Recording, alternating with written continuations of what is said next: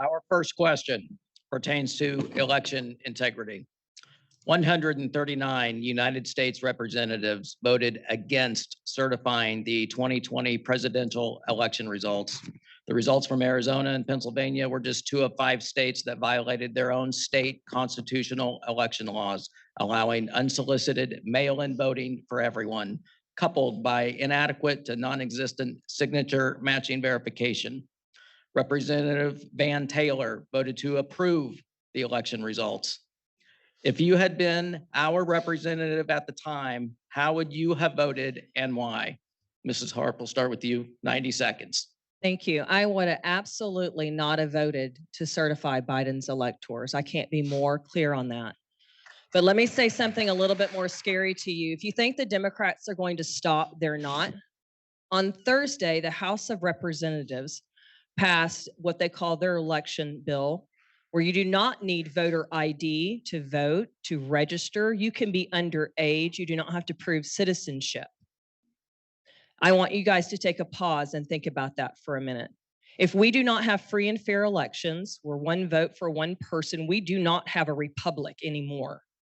We must insist on a full forensic audit of 2020. We can chew gum and walk at the same time. We can have free elections going forward and insist on a full forensic audit. It doesn't matter if it takes 30 years, ladies and gentlemen. If somebody needs to go to jail for it, they need to go to jail. That was one of the keystone pillars for me running, was to make sure that we could have free and fair elections.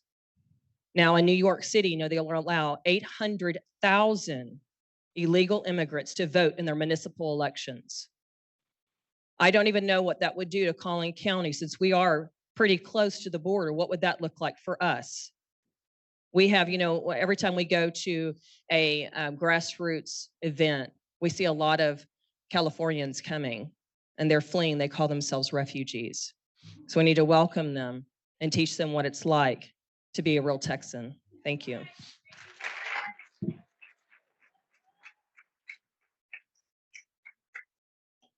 "90 seconds on the response for our timers. 90 seconds. You'll give him a 30-second at the end warning, okay? Ricky. You know, when Joe Biden certified the election, when Van Taylor certified the election, he did more than just certify the election. He legitimized Joe Biden as our president. He also said that the election was free and fair. Well, we all know that's not true. And you're not going to gaslight me and tell me that what I saw on TV, that Joe Biden got 81 million votes, is ridiculous, isn't it? Isn't it? I mean, we all saw it with our own eyes. So when Van Taylor voted to certify that election, it irritated me like you cannot imagine. That was one of the next steps that pushed me towards running for office. Right there, I realized Van Taylor does not represent me, and he does not represent Collin County conservatives when he chose to do it. He turned his back on us.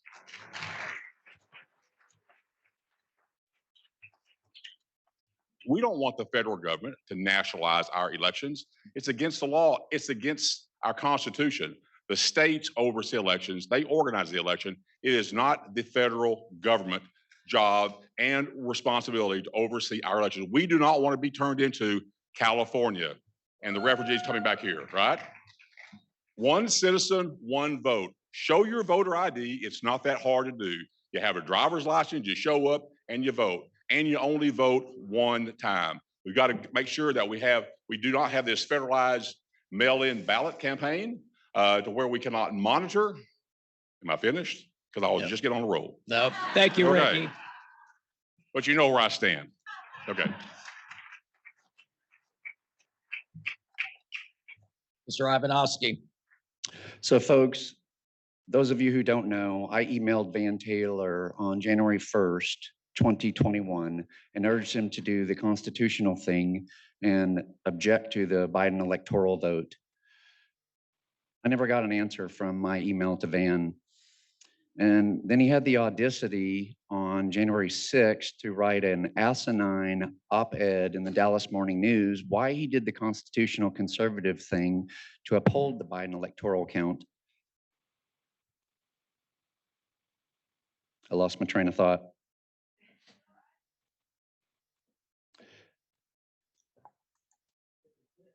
Yeah, I am. I'm very pissed. And I never got an answer back from him.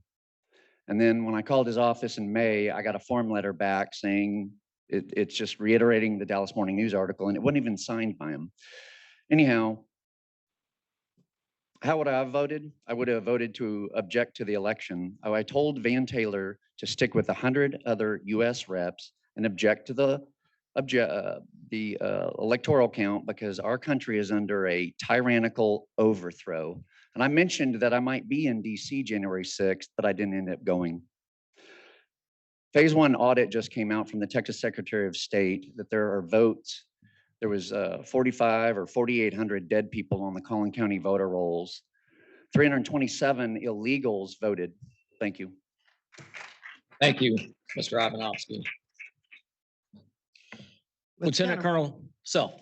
Let's kind of review what happened. Over 100 state legislators asked the vice president simply to delay the certification for 10 days so that they could check the irregularities. Van Taylor claimed that there was no evidence of fraud.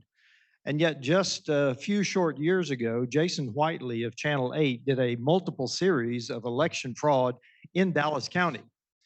In Georgia, in the 2020 election, Georgia actually claimed that they had had a flood, so they had to stop counting the votes. You remember that? And then they determined there was no flood. How in the world can you say there was no election fraud? By the way, Wisconsin just issued 70 subpoenas in their review of their own election, and we could go on across the nation. Local authorities are taking action on what happened in their elections in 2020, and Van Taylor continues to be silent. Thank you.